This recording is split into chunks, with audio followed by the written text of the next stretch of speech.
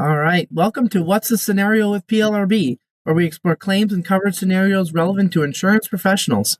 I'm Brendan McLaughlin. I'm Mike Brode. I'm Andrew Lucius, AVP of Weather Catastrophe Services at PLRB. I'm Dylan McDermott, Weather and Cat Analyst. All right. Weather team is here. All right. Woo. Yeah. All right, Andrew, what's the scenario? Yeah. So a restaurant experienced a power outage lasting over an hour and a half. Because of the outage, they decided to close for the rest of the evening, claiming lost revenue from missed dinner service. The exact cause of the outage isn't confirmed yet. How can we search for the outage duration, date and time, location, and eventual cause? And how might the outage cause help us determine if the claim is payable under the policy? Fascinating. You know, I can't imagine this happening to me. Has this ever happened to any of you with you're out at dinner and just I've had the lights go off at home, but never while I was out, you know? Yeah, just once. I was out for sushi with a friend, and sushi restaurant lost power for maybe an hour and a half, but luckily we already got our food first, so it wasn't too bad.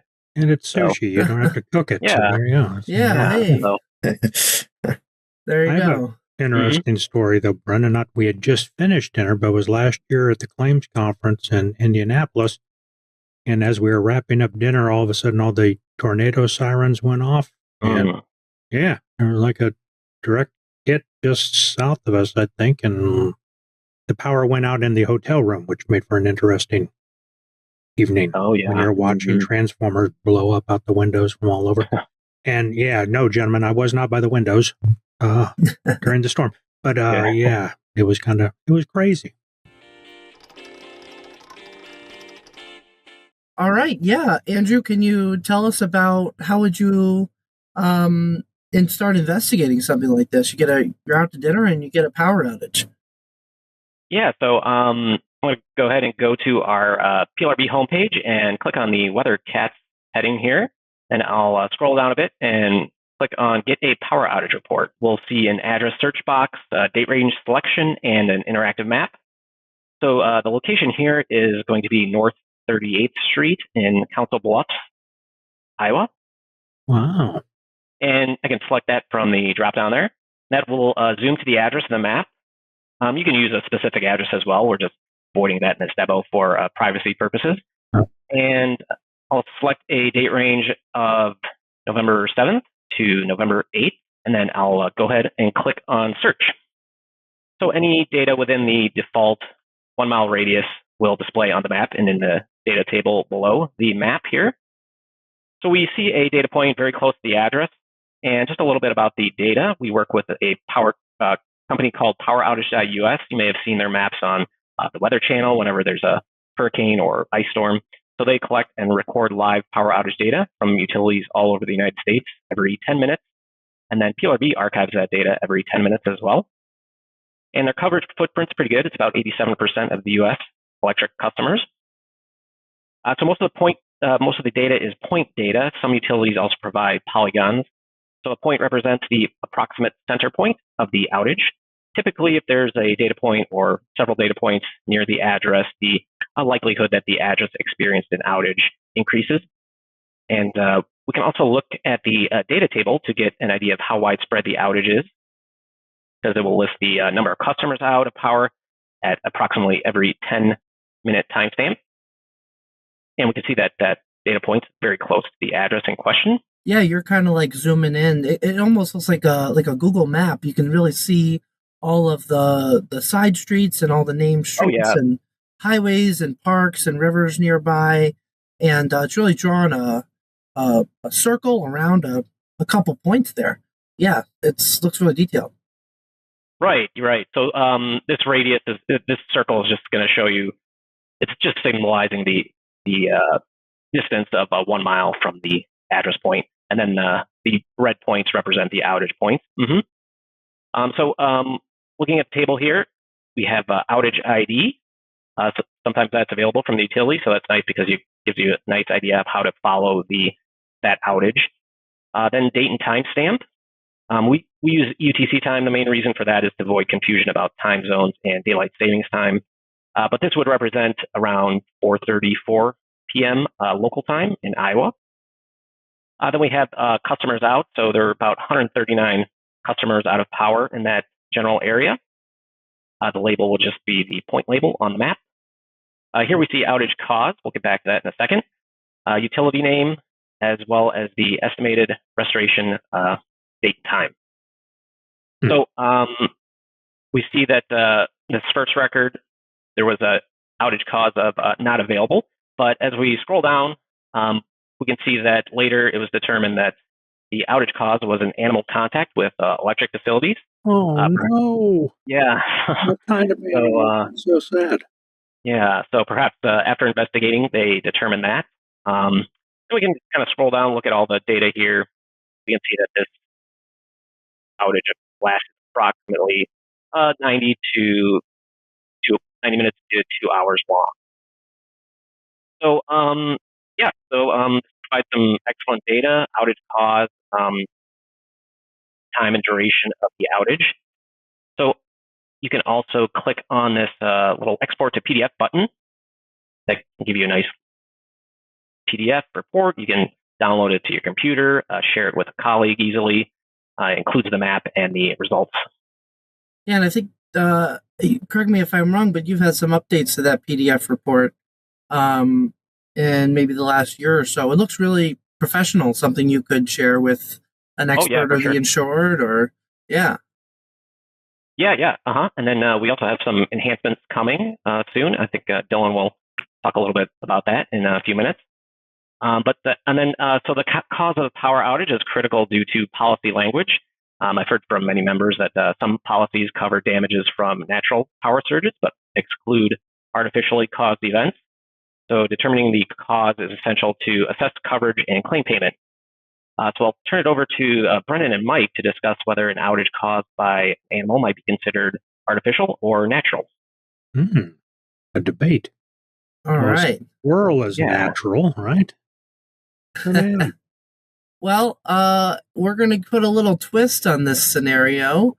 We're going to say that the adjuster, went to PLRB.org, got this weather report, and noticed that the cause said animal, and then investigated further and found that they actually did know the exact cause of the loss. Maybe they talked to the power company or just did some further investigation along those lines. So it turned out in this case, the loss happened when a squirrel climbed onto an outdoor electrical transformer at a plant. They were touching a grounded steel frame and came into contact with a bare high voltage cable clamp. And, if you create a path for electricity, it's going to flow. And once that path was established, the air between the energized and ground surfaces became ionized and arcing resulted. Squirrel was killed, and the arcing caused damage to the transformer, resulting in this power outage. Shocking, Brennan. Yeah. Hey. Absolutely shocking, for sure. The interesting thing from a coverage standpoint is in this claim, there was an exclusion for electrical currents. The exclusion says we do not pay for loss caused by arcing or by electrical currents other than lightning. But if arcing or electrical currents other than lightning result in fire, we cover the loss or damage caused by that fire. So that really sums it up pretty neatly. It's, not intended for lightning. We're talking about artificial losses here, and it's also not intended to cover, also not intended to address a situation where you have fire. It's just intended for this, hey, it really looks like this situation where you've got electrical arcing. But let's see, if you're the policyholder in this case, and you say, hey, the adjuster comes back and says, hey, this is totally excluded, you're out of luck. Any ideas on what you might say? I might say, show me, number one. And then I would say, well, that fried up squirrel hair caught on fire, and then it was running around my restaurant and got close to the oil, and boom, cooking oil flamed up, and now I had a fire. Brennan, that's what happened. Yeah. See how far we can take that action by that squirrel, right? Yeah. Well, there's a case that this scenario is based on, and in that case, policyholder made an interesting argument. They said that the squirrel was hit by lightning. Yeah, right. That it's a superpowered squirrel. They actually pointed to it's the place of this exclusion in the policy. Under perils excluded, there's a provision. The first provision says we do not pay for loss or damage directly or indirectly by one or more of the following causes or events. Such loss or damage is excluded regardless of other causes or events. And then it lists some various causes. And then at the same level, point number 2, we do not pay for loss or damage caused by or results from one or more of the following excluded causes or events. And then it lists electrical currents. And what's missing there is that regardless of other causes language. So the insured's argument was, yeah, okay, there was a cause that was excluded, these electrical currents, but there's also a cause that's not excluded, the squirrel, right? This is sort of, when you talk about causation, you might hear of the but-for argument. But for the squirrel, this wouldn't have happened, right? Yeah, good point. Yeah. And they actually cited a case where a court provided coverage after there was a loss of livestock because a dog attacked the livestock, but the animal had a rabies virus. And there was coverage found there. So that's another situation. You got an animal and some other cause kind of happening at once, and they found coverage in that previous case. But it's pretty interesting what the court's response was here. Mike, what do you think? What would you respond if you were a judge hearing these arguments? I probably wouldn't respond. I'd probably be asleep at the bench and tired in the afternoons. None of this woke you up with the frying squirrel and the rabies dog? Yeah. I would still say the event that caused the power outage had to be electrical. It wasn't animal. So I would still say, sorry, it was caused by electrical currents running through said animal, but still electrical currents. How's that? You know, that's pretty close to what the court said.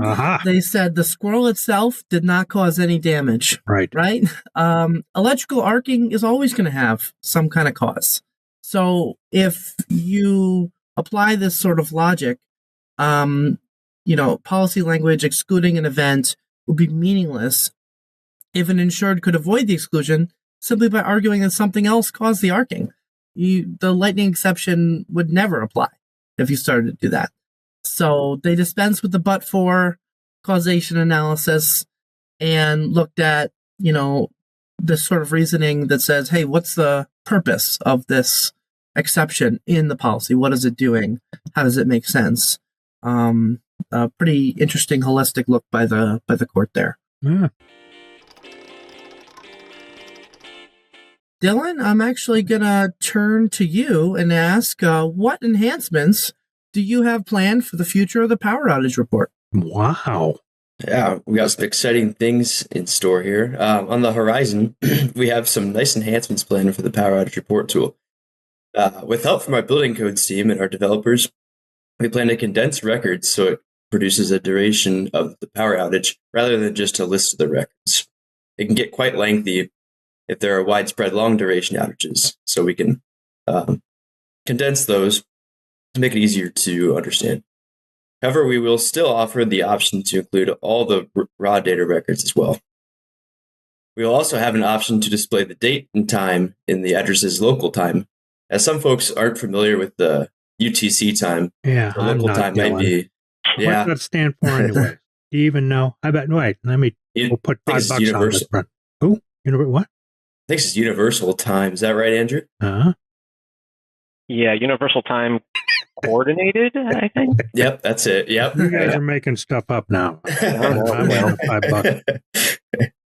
Yep, you'll never know if we're right or not, but right. There you go. But so if you put it in local time, it'll be it might allow users to understand that, align it with their events as well. And so we will also be including insights into food spoilage risk, power surge risk, and sump overflow risk as well. Uh-huh. Well, Mike, where can an adjuster go to learn more about that? Well, I don't know. I'm a judge now, so what do I know? Of course, Brennan, where would you go? PLRB.org. Check it out. There's all sorts of wonderful stuff. Check out the Weather Cat Hub. It's awesome. Even before education, so look at you all. You can get your power outage report. You can pop an address in there, make your own cool maps. This example, I had like one little red dot there. I've seen them, right, Andrew? There's dots all over the place. Like there was huge power outages all over the place. So it was pretty cool. And if you're interested in that case that Brennan was talking about that I was the judge on, just kidding, that would be under a case law review. So check out our friends on the legal side. And it is the City of West Liberty versus Employers Mutual. A wonderful case that was decided back in 2019, Brennan. So PLRB.org, check it out. Weather Cats, law review, always good stuff. And Mike, I'm going to share those links in the show notes. And there you'll also find a recap of the key points from this episode and links to our social media. Don't forget to subscribe and rate us. And please give us a call at 630-509-8704 and leave a voicemail to share your adjuster story. We'll see you next time. All right. Bye, everybody. Thanks, Weather Team. Yeah, thanks. Thank you. The views and opinions expressed in this resource are those of the individual speaker and not necessarily those of the Property and Liability Resource Bureau, its membership, or any organization with which the presenter is employed or affiliated. The information, ideas, and opinions are presented as information only and not as legal advice or offers of representation. Individual policy language and state laws vary, and listeners should rely on guidance from their companies and counsel as appropriate.